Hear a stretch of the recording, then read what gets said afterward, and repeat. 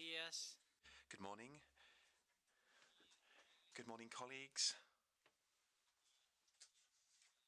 Allow me once again to welcome very warmly the Honourable Amy Adams and her delegation who are joining us.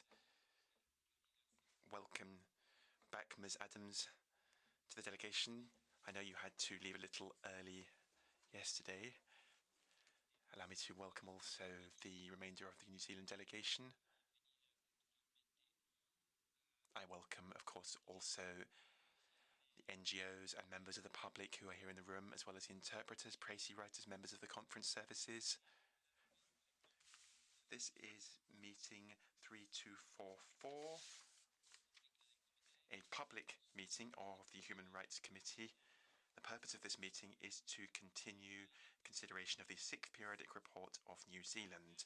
As you will recall, yesterday, questions were raised with regard to the first part of the list of issues.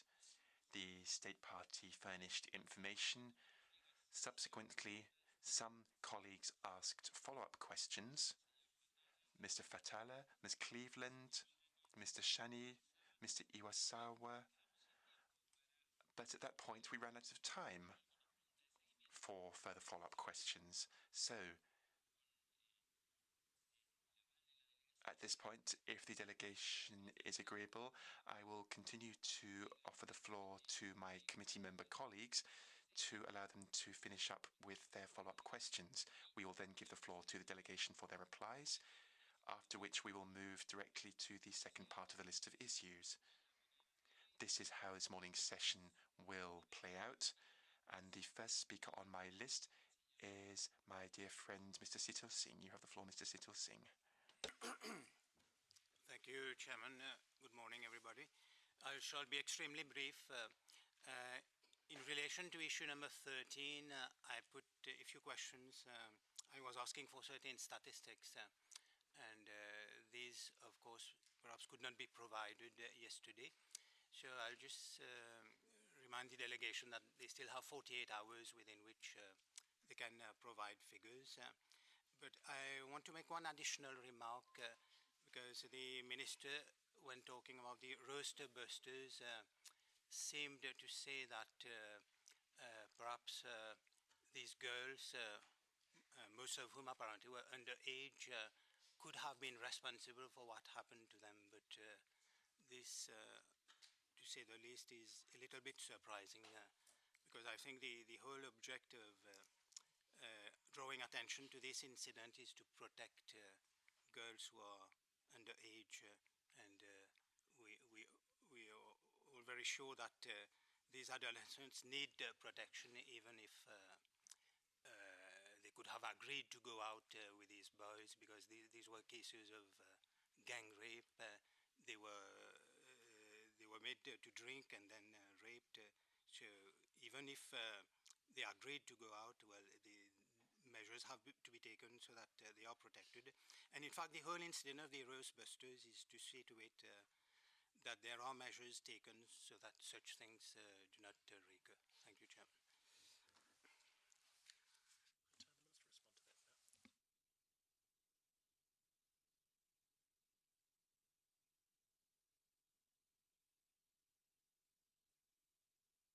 I just respond to that, because I'm afraid... Oh, there we are. I'll just respond to that because the member, I'm afraid, has completely misrepresented what I said. I certainly did not suggest that the women were responsible. What I said was I recorded what the women themselves had testified, which was that they weren't sure whether or not they had given consent. I certainly did not suggest that they were responsible. What I indicated was that the girls, in their evidence, made it very clear that they felt that they may have consented and weren't sure whether that was what they had done. The point I had made was that it becomes critically important that we better educate young women around the fact that even if they are out, even if they are drinking, even if they are flirting, they are not in any way responsible.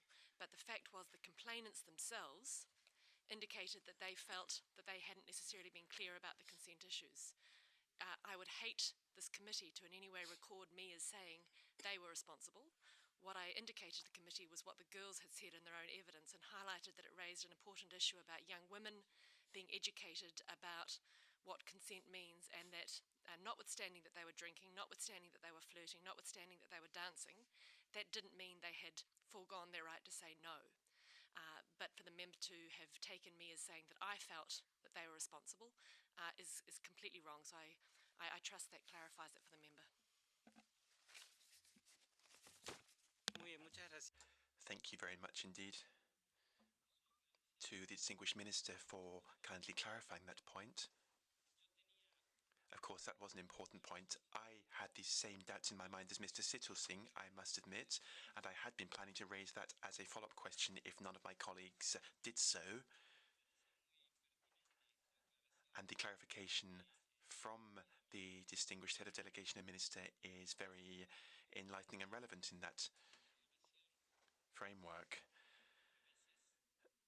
We are all aware of the fact that victims often end up being blamed by those who surround them, and they end up feeling somehow to blame for what happened. But I'm pleased to hear that the state party is clearly stating that under no circumstances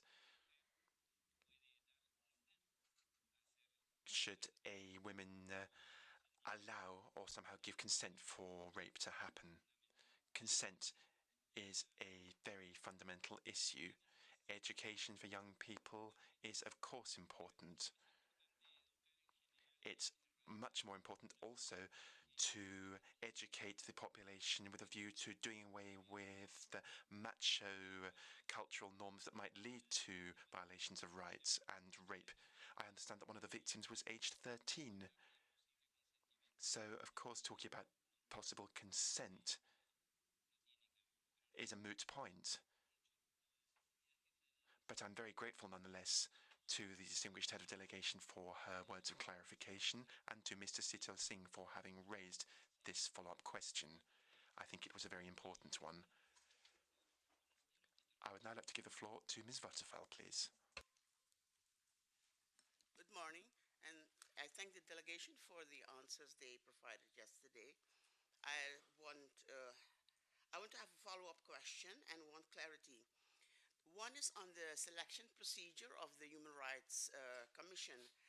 I wanted to know if the commissioners are appointed by the executive or by parliament, because we have to guarantee their independence. So that's what I wanted to be clarified. One is, and the other question is on the funding of the commissioners, because I didn't receive an answer on the human resources and the financial resources. Maybe you can elaborate more on that. Thank you, Mr. Chair.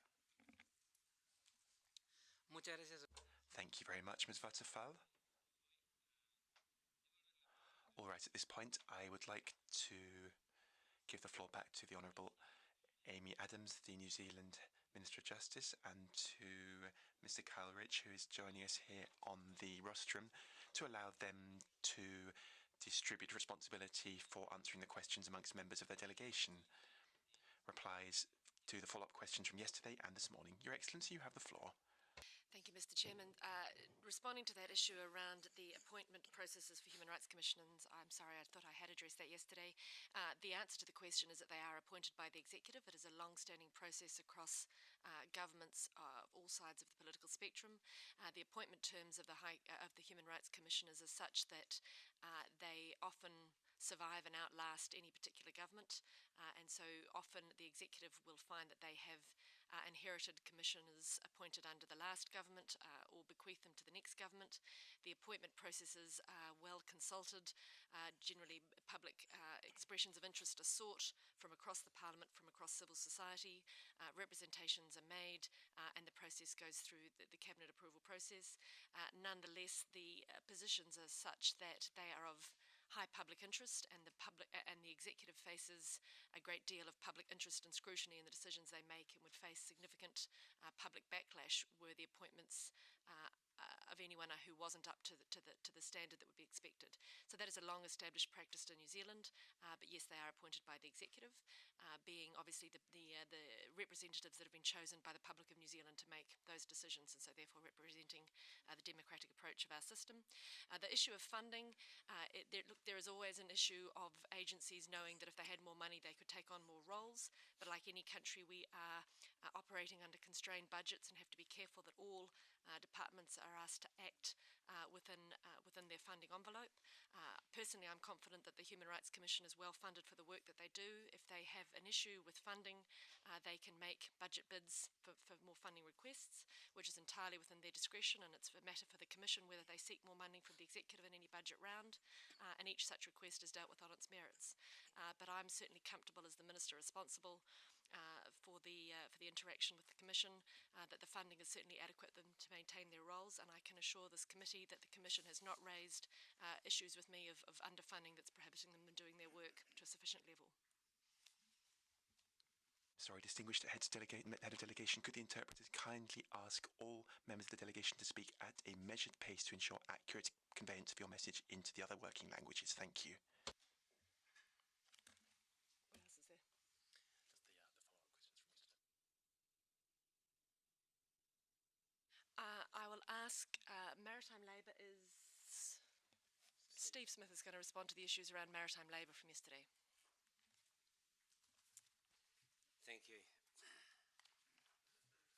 There are a number of questions which I'll deal with, but I think these mainly related to foreign chartered fishing vessels fishing in New Zealand's exclusive economic zone.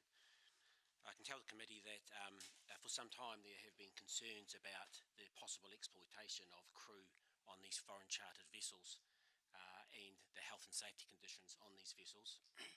This led to a ministerial inquiry into foreign chartered fishing vessels, which was completed in 2012 and made a number of very important recommendations, most of which have now been implemented. The chief recommendation was that from 1st of May this year, all foreign fishing vessels fishing in New Zealand's exclusive economic zone now must be flagged to New Zealand. What that means is they come under the ambit of all New Zealand health and safety and employment laws, and that the crew are therefore protected by the full gamut of New Zealand's labour laws. In addition to that, a number of conditions were placed on foreign chartered vessels, including government observers placed on all foreign chartered fishing vessels. There is independent auditors of charter parties to ensure they comply with New Zealand labour laws, and crew members must open an individual bank account in New Zealand for the payment of wages so that that can be tracked to ensure its compliance with New Zealand law. The result of these measures has led to many foreign chartered fishing vessels no longer requiring to fish in New Zealand waters, and the remainder are now in the process of reflagging to New Zealand, and we're quite confident that those measures have considerably tightened and protected the crews who fish on these vessels while fishing in New Zealand waters. Thank you.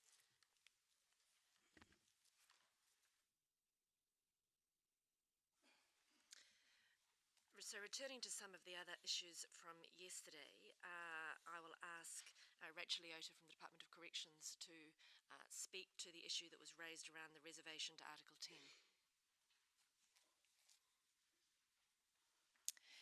In relation to Article 10, the question from yesterday referred to the question of progress from 2010 in relation to New Zealand and Article 10. I can confirm that New Zealand continues to focus on the areas that we can progress to ensure that youth are separated from adults at all times. As I mentioned yesterday, we achieved this in the male population, and I mentioned the complications around young women, given the numbers. The issue where we are not able to comply in all instances is generally in relation to attendance at court and on arrest by the police. Those matters still are a challenge for us because of obviously the different type of facilities and the people using those facilities have some limitations. What we are looking to do is to advance our usage of audio-visual links so that young people can attend court appearances in areas in a virtual manner. That would mean that they wouldn't have to necessarily mix with adults. So in summary, New Zealand is committed to continuing to deliver towards adherence to Article 10, but presently we're not in the position to be able to completely change our position from not being compliant with Article 10.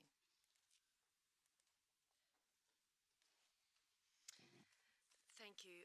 Returning to some of the other residual issues from yesterday, I understand questions were raised by the committee around the passage of the Countering Foreign Terrorist Fighters legislation and the GCSB amendment legislation in 2013.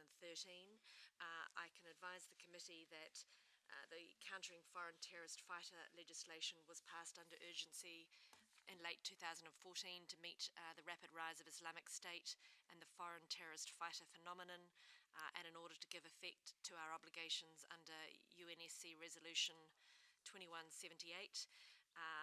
The need was such that an expedited process was considered to be warranted.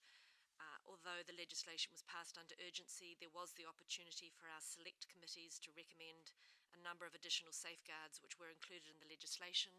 The committee may also be aware that the legislation has a sunset clause in it, so that we weren't passing permanent legislation, but a short-term solution to the emerging need, which would then need to be reviewed in full for a more permanent situation to be put in place. The GCSB amendment bill, similarly in 2013, the first reading only was passed under urgency. The remainder of the bill was passed through normal parliamentary stages without the use of urgency, although done in an expedited fashion. Again, the issue was one of somewhat pressing need, given that operations of the GCSB had been affected by a court ruling questioning the legality of some of their core functions, requiring the agency to cease all of those activities until the law was clarified. Given the importance of national security, those issues needed to be resolved in legislation with some urgency so that normal activity could resume, which was then passed. As part of the decision to do that in an expedited way, Parliament and the government recommended a full review of that legislation to ensure that there was a proper independent oversight and a full process to review it. That is the process that has led us to the Cullen and Reddy review, which committee members know has recently been completed and will be considered by the government. The government is already committed to a full select committee process for any changes that may be required to legislation as a result of that review. While we're on issues of foreign terrorist fighters, a question had been raised yesterday around the cancelling of identity documents. To be clear, what the legislation provides for is the cancelling of passports or alternative travel documents. It does not in any way permit the cancelling of core identity information such as birth certificates, but it does reflect that if a passport is cancelled, there is nothing stopping someone seeking to travel from getting emergency travel documentation. So the cancellation relates to the ability to cancel passports and the ability to cancel emergency travel documentation. It does not apply to the cancellation of underlying core identity documents, which seem to be the tenor of the member's question.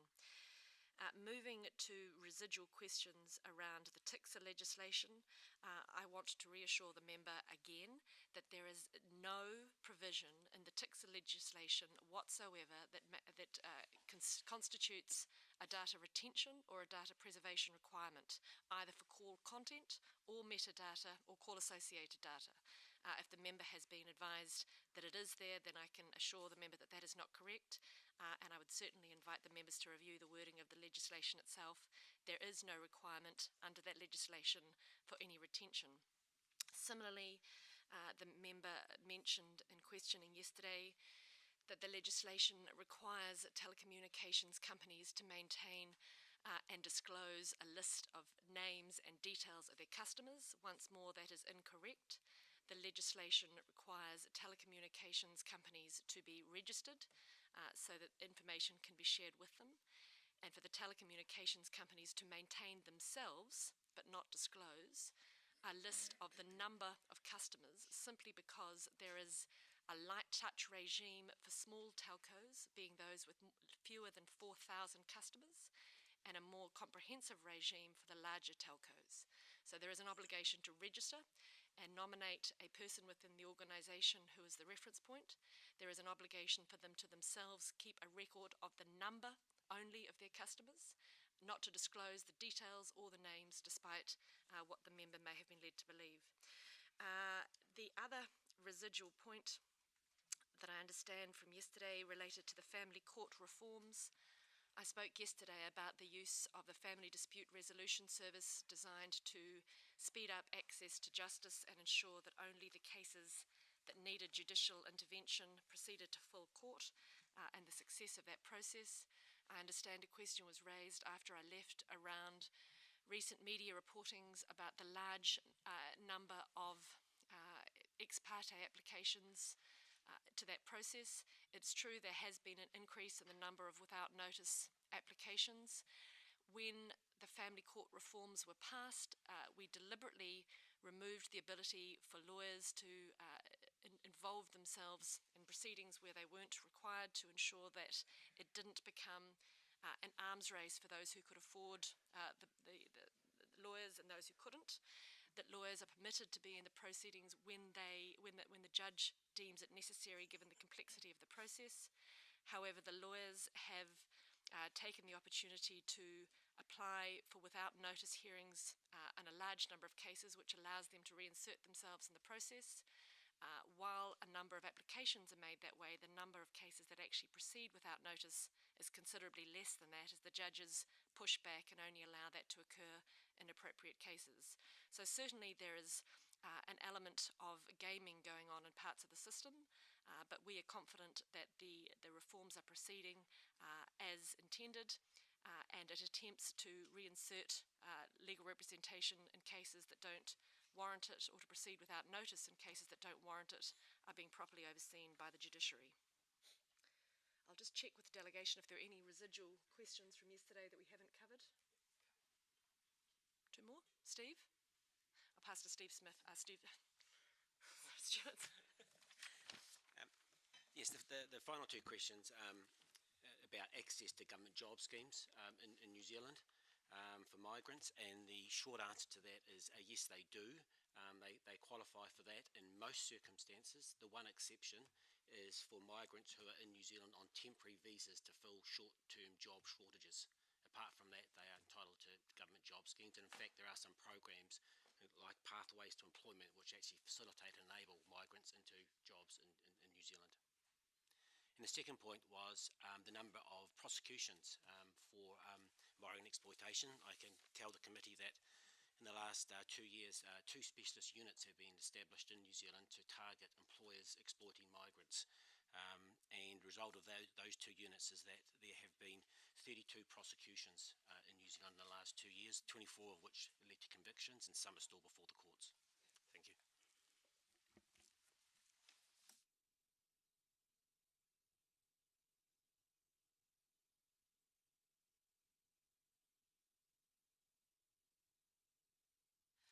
Mr. Chairman, I believe that is the remainder of the questions from yesterday. Muy bien. Very well, thank you very much indeed to the delegation for those additional replies. This is a very rich dialogue full of useful information, and I would now like to move on to the second part of the list of issues. Naturally, if any colleagues have follow-up questions from the first part, they may do so, but I would ask you to kindly ask those together with the second cluster. For the second part, Mr. Shani is going to kick things off, and I'd like to give him the floor now.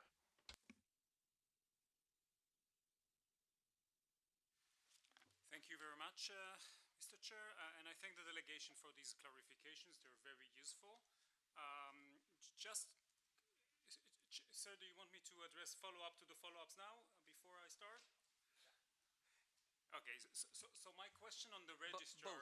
Both. Yeah, okay. So Okay. I apologize for returning to this issue. I just want to better understand the regulatory framework.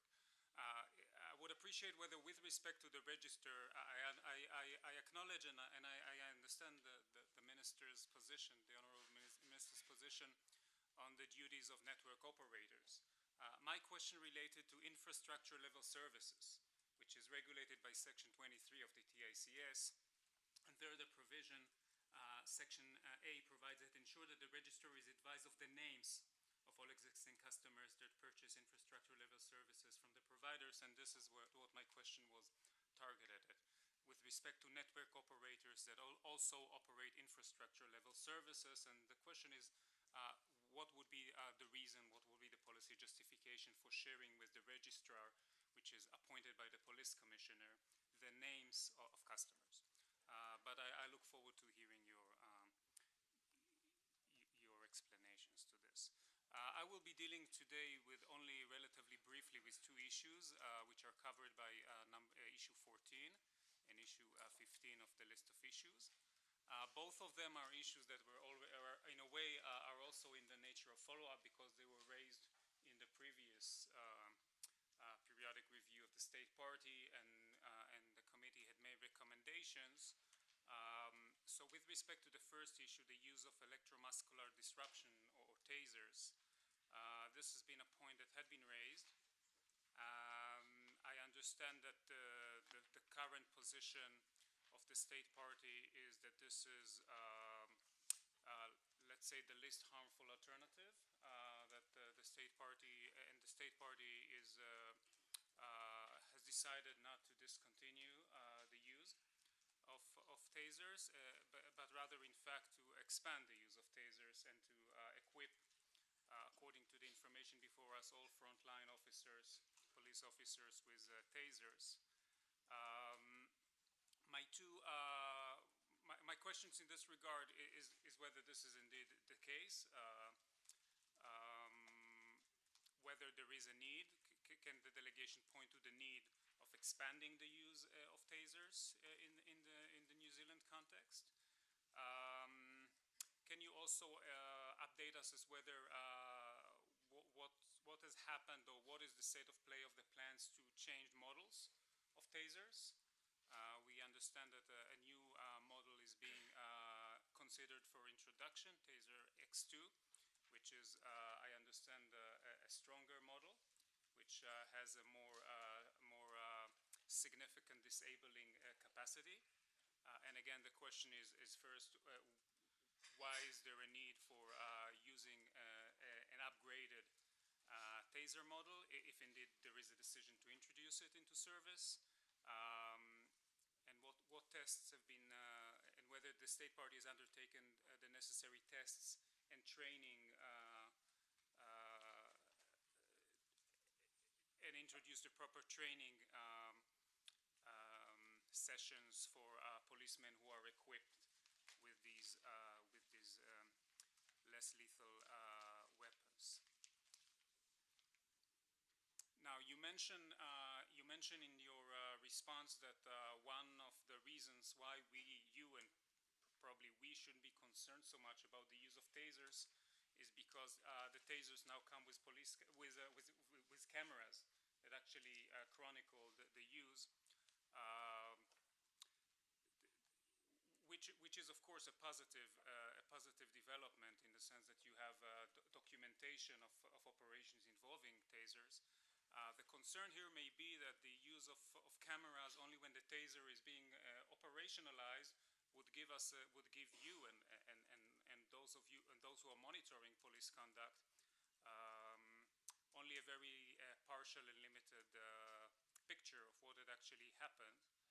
And the question is whether the state party is considering the introduction of body cameras more generally in police operations, so as to ensure to provide it a more, let's say, comprehensive picture of circumstances that may lead to the use of violence or weapons by police in this regard. So this is with respect to issue number 14. Issue number 15 deals with the aftermath of Operation 8. And here I acknowledge the responses by the state party that they were generally, and these responses are quite positive, that the state party has taken responsibility for the shortcomings and for repairing relations with the Tuhu. I acknowledge the apology that was made. The question I want to pursue is with respect to the more structural recommendations as to under what circumstances, for instance, would roadblocks be put up. To what extent are community impact assessments internalized in police operations of this nature? Or more generally, racial profiling. I mean, all of these issues which this specific operation, which I don't think we should discuss, but this specific operation did reveal, one could say, some structural problems. And the question is whether you can point us to any measures that were taken since the last review to address these structural problems. So it's mostly the environmental effects of police operation with respect to communities, and what appeared to be the use of some profiling of individuals on the basis of their community belonging. So I would appreciate any thoughts and comments you may have in this regard. Thank you very much. Thank you very much, Mr. Shani. Now I pass the floor to Mr. Iwasawa. You have the floor, sir. Thank you, Mr. Chairperson. I thank the distinguished delegation for the answers given yesterday and today. I immediately proceed to questions about issues in the second half of the list of issues, and I will ask questions on issues 16 and 17. I start with issue 16 on the rights of asylum seekers. I thank the State Party for providing us with detailed information on the issue. The first question I'd like to ask is reported disparities in treatment given to different groups of refugees. According to a report we have received, there is a disparity in treatment given to UN quota refugees and other refugees. Could the distinguished delegation comment on the report?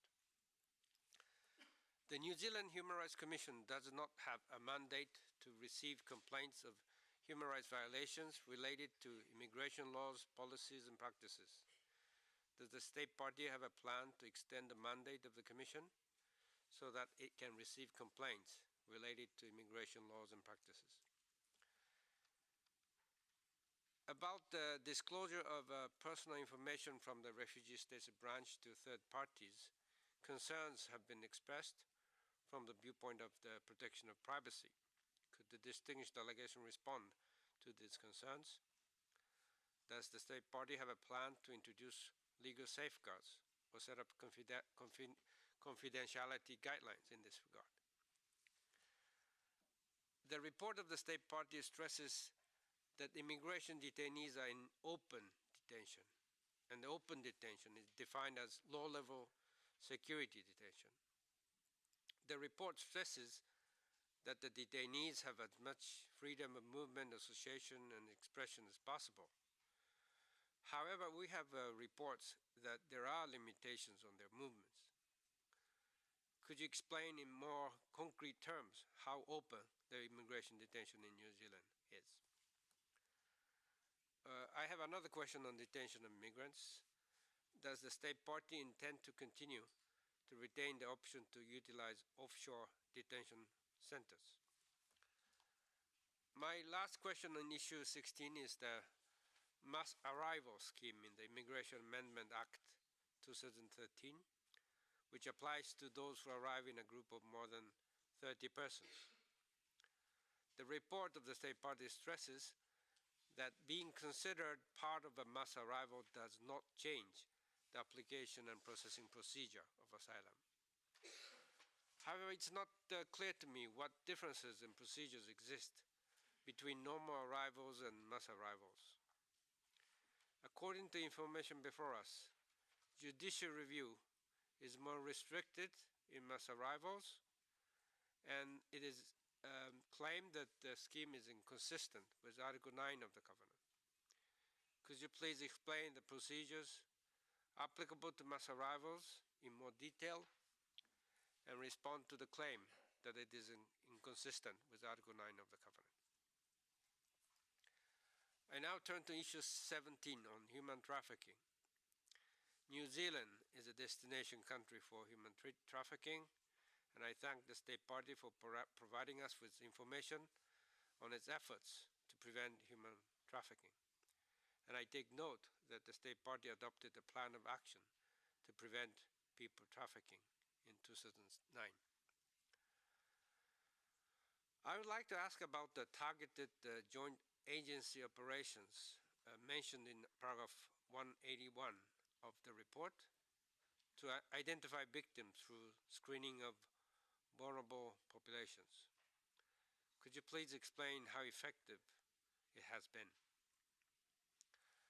In the list of issues, the committee requested information on a specific case of TAT, a Ukrainian woman who was allegedly trafficked to New Zealand and was forced into prostitution. I thank the State Party for providing us with information on the case, and I understand from the information that the State Party did not regard it as a case of human trafficking, but a case of immigration offense in which she used false documents for her own benefit. What criteria does the State Party use to distinguish cases of human trafficking from other cases of illegal immigration? Does the State Party have a guideline for or training of immigration officers and the police to detect trafficking cases? Thank you, Mr. Chairperson. Thank you very much. Now I pass the floor to Mr. Setul Singh. Thank you, Chairman. This morning I shall be dealing with issues 18, 19, 20, and 21. Issue number 18 has been dealt with in the report, in the State Party's report, in paragraphs 193, 94, 194, and 195. Now, since this report is dated July 2015, it would appear that since then the amendment to the Misuse of Drugs Act has gone through, and that the issue which has been raised concerning the presumption of innocence has been rejected in the amendment to the extent that there is no presumption of innocence in cases of drug possession. We would be grateful for clarification about this, if this is correct.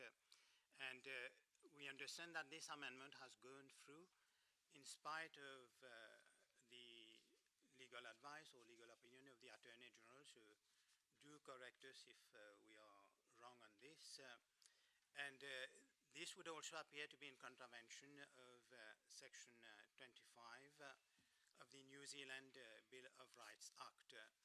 And needless to say that if such a law has gone through without adequate safeguards, it is also in contravention of Article 14.2 of our covenant. So we would appreciate a reply and a clarification on this issue about the presumption of innocence, and does it therefore result in a reversal of the burden of proof of that on that particular issue of drug possession. I now move on to issue number 19 about privatization of prisons. The State Party has provided answers on this. What we would like to know is whether there's also solitary confinement in private prisons, and whether the state party is now prepared to apply the new Mandela rules adopted by the General Assembly concerning adequate safeguards for prisoners, whereby solitary confinement should be limited to a period of 15 days. And we are assured that there is proper inspection of the private prisons, and so we understand that in the state party, different institutions form part of the national preventive mechanism, which is required when a state signs and ratifies the optional protocol to the prevention against torture. So we'd like to know which of the components of that national preventive mechanism visit the private prisons, or are they visited by all of them? It is also mentioned in paragraph 199 of the country report that the Mount Eden Corrections Facility was visited by the Subcommittee on the Prevention of Torture. The subcommittee set up again under OPCAT, under the optional protocol in 2013. Have the findings of the SPT, the Subcommittee on the Prevention of Torture, have they been made public?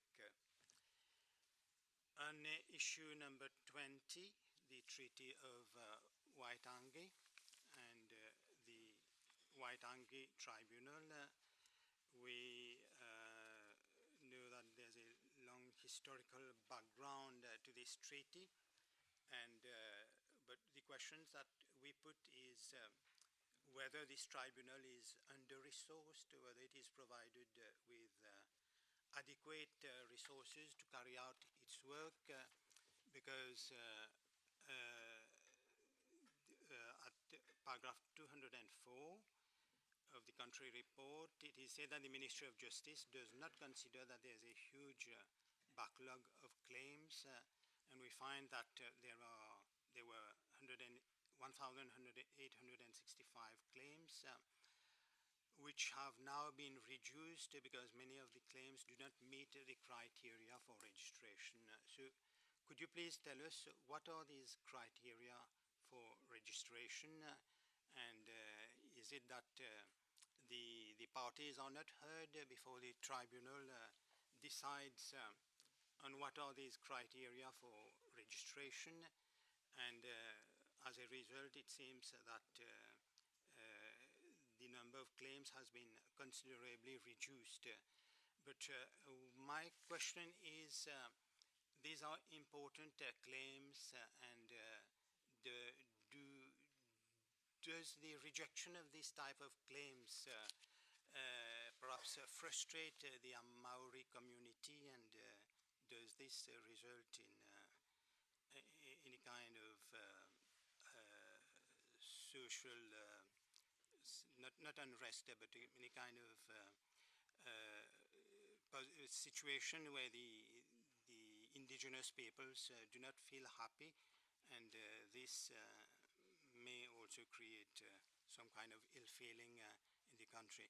So could you also say whether there's a timetable to implement the decisions of the Waitangi Tribunal? And finally, I come to issue number 21 about the disproportionate incarceration rate of the Maoris. It has been accepted that although the Maoris are just 15% of the general population, they constitute about 50% of the prison population. So my question is, what are the causes of this? Is it the social system that has to be blamed, or is it the justice system? Because the justice system comes at the end of the process, and the police and the justice system are perhaps not responsible for the root causes, for the outlying causes of more alleged criminal tendencies amongst the Maori population. I hope your Turning the Tide program is a success to improve relations between the police and the Maoris. But as I've said, well, what are the social causes?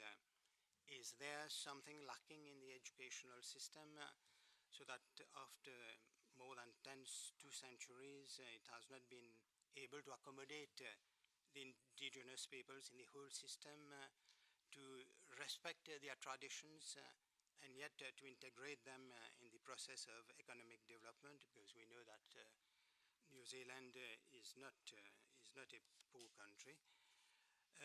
The root causes are the poverty, unemployment, is there discrimination or a lack of educational qualifications amongst the indigenous peoples in granting them jobs?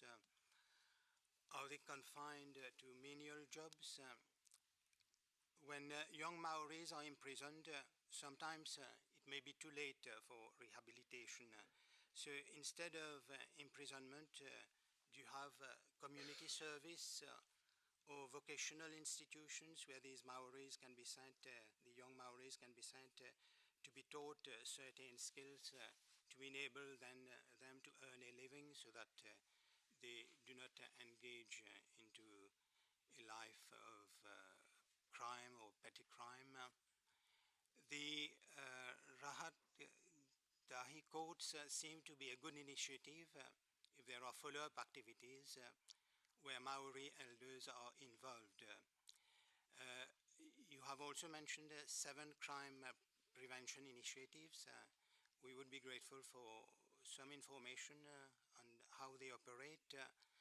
Are there Maori judges? Are there Maori magistrates? And you've mentioned that these courts which I've mentioned have been created to deal with Maoris, but does it mean that they are outside the system? What is the proportion of Maoris in the police force? And again, somewhere it has been mentioned that there are Maori responsive managers. I understand then are they appointed as inspectors of police? So you have mentioned in paragraph 213 that there's a bicultural model and that there are group-based programs and that the young Maoris are taught the relationship between the individual and their social and cultural environment. When reading the replies, we are quite impressed by this long set of tools and programs that are put into place. We do hope that they succeed, but sometimes they do give the impression that remedial action is taken after the harm has been done, instead of initiatives being taken at the very outset. And finally, some reports state that there is an element of bias in the system and that Maoris are more likely to be apprehended and more severely punished than other sections of the population. Please correct this impression if it is a wrong one, and also explain why so many Maori women are sent to prison. So I thank the delegation in advance for the replies to the issues I've raised. Thank you, Chairman. Thank you very much, Mr. Satul Singh. Now I pass the floor to Ms. Margot Wazerval. You have the floor, madam. Thank you, Mr. Chair, and I also thank the delegation for the answers they have provided us. I'm going to ask questions on issues number 22 and 23.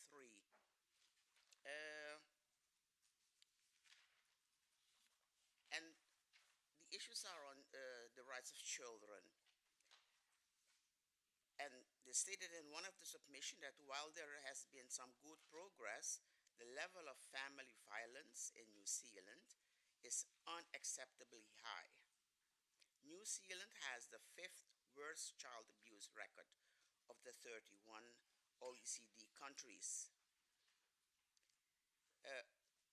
The good news is that on Thursday we had a presentation of the Child Rights International Network, the CRIN, on the global report on access to justice for children. And New Zealand is ranked as number 22. That means that 68.6% of the children in New Zealand had access to justice. So I think that with that fact, we have to better protect the children so that we eliminate the abuse of children, because in 2014 there were 3,178 reported cases of children being physically abused, 1,294 of being sexually abused, and 9,499 who suffered emotional abuse and neglect. Still, this is a decrease of 12% from 2013. The number of children recorded as suffering abuse and neglect in New Zealand has gone down for the first time in 10 years. Maybe you can provide us with the numbers of 2015.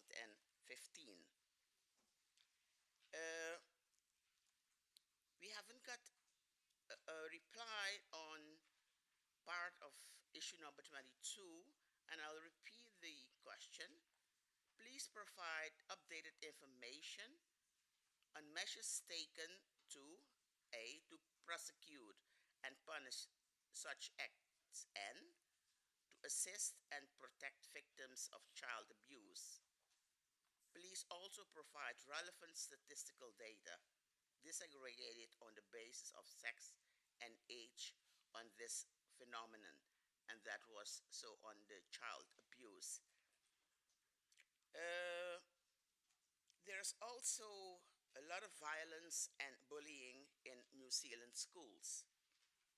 In 2013, the government established a bullying prevention advisory group. My question is, are the recommendations of this advisory group, are they binding on schools, upon schools? Is there legislation to prevent violence and bullying in schools? Is there statistical data available regarding violence and bullying at school? Have you done research to know what the causes of this phenomenon? We also have information that children between 15 and 18 years of age are allowed in law and in practice to perform the types of work which are clearly hazardous.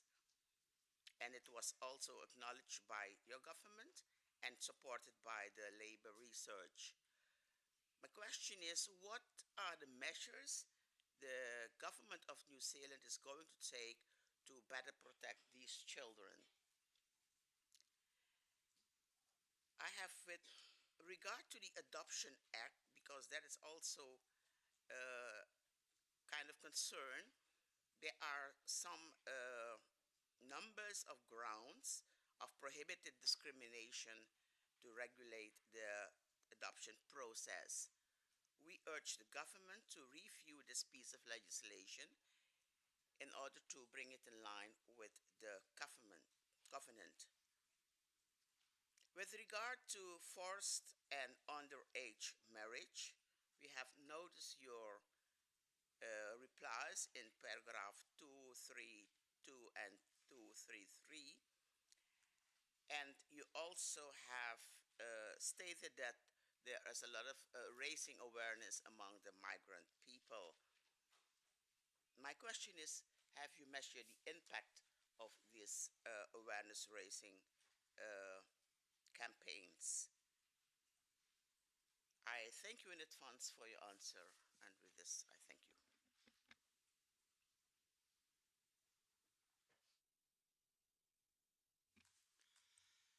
Thank you very much, Ms. Waterval.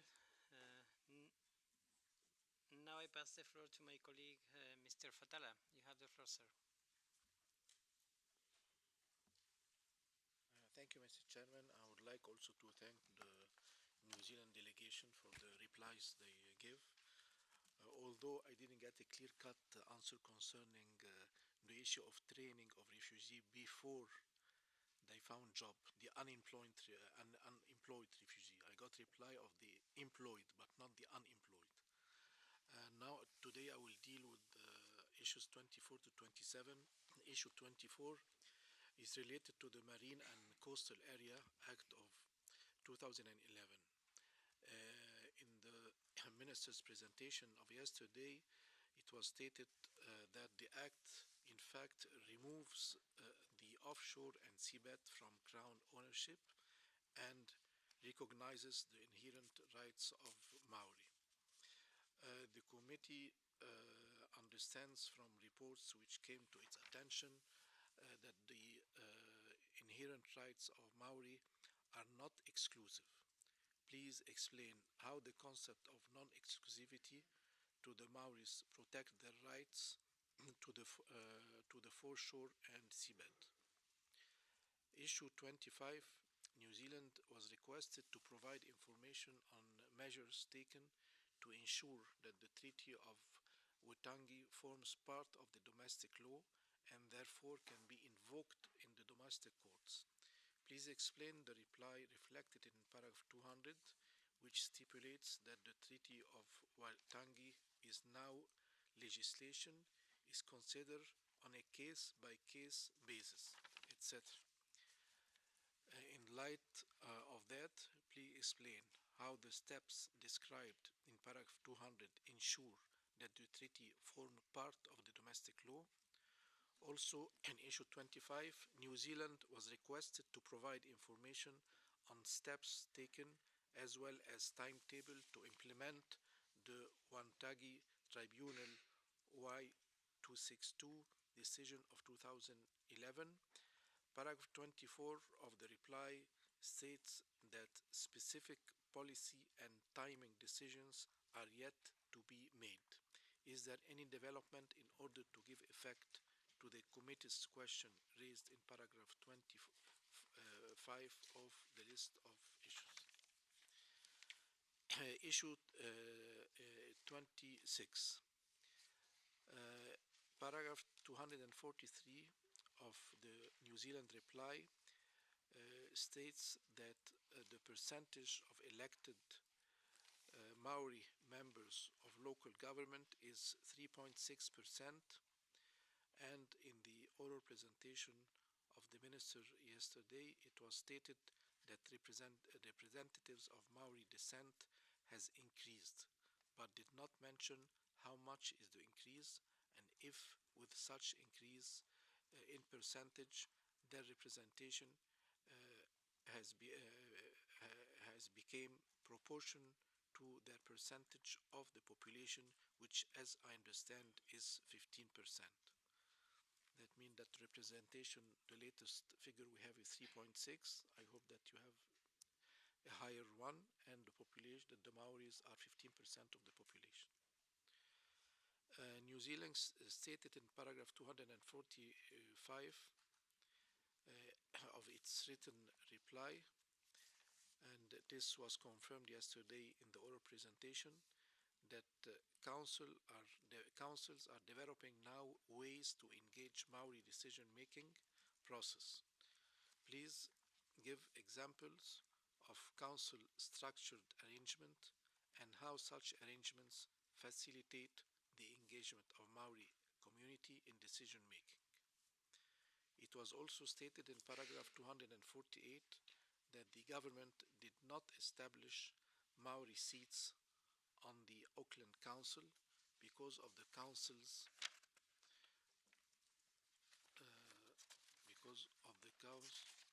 Council's existing power to establish Maori wards under the Electorate Act 2001.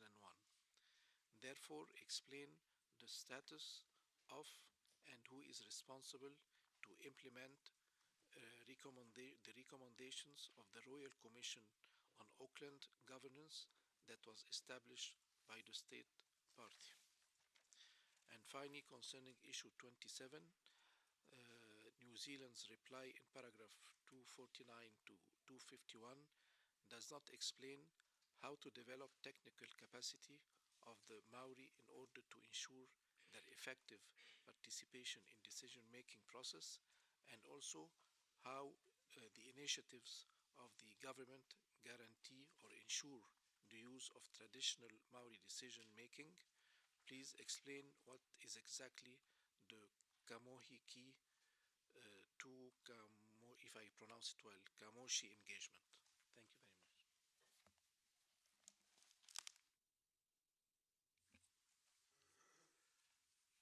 Thank you very much. Thank you very much. Muchas gracias, señor Fatal. Thank you, Mr. Fatala. Can I ask if any other colleagues would like to ask additional questions or make comments